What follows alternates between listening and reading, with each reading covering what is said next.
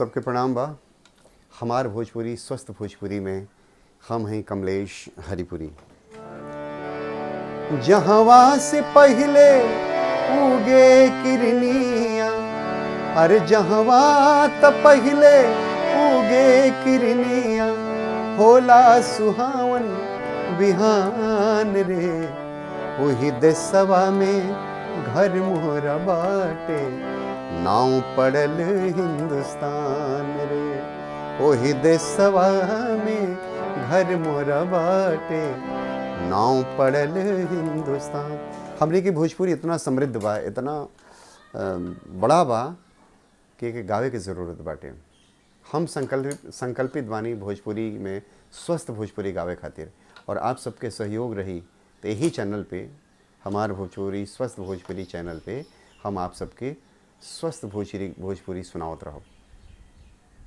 बस आपसे निवेदन इतना बा कि आप सहयोग करी। सहयोग कैसे करब? सहयोग ऐसे करब कि आप इस चैनल के सब्सक्राइब करी, काफ़ी से काफ़ी लोगन के पास भेजी। एक से एक भोजपुरी हमने के बाद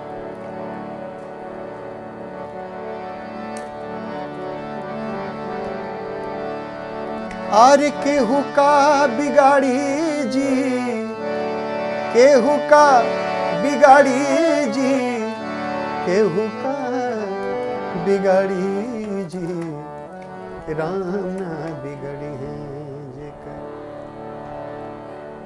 ये सब गीत ये भरत जी के गावल है।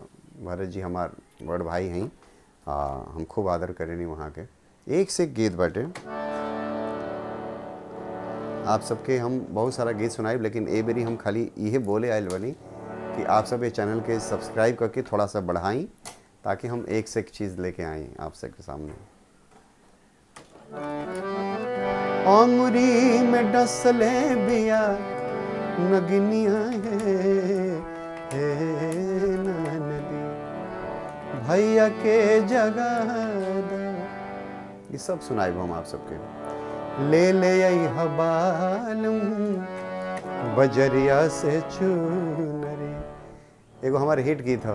अरे गाजीपुर में लहंगा लूटल, ताजपुर डेहमा चुनरी, साया साड़ी भइल बरामद, बड़का गांव के कगरी टीका, टीका फेफना में आके भुलाइल बा, कि बाली बलिया बरामद होके आइल बा।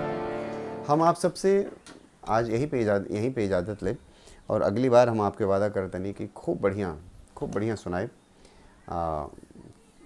आज हम खाली ये बोले आई रहनी है कि इस चैनल के सब्सक्राइब ज़रूर करें। ठीक बा, आप सबके प्रणाम, चरण स्पर्श, बहुत बहुत धन्यवाद।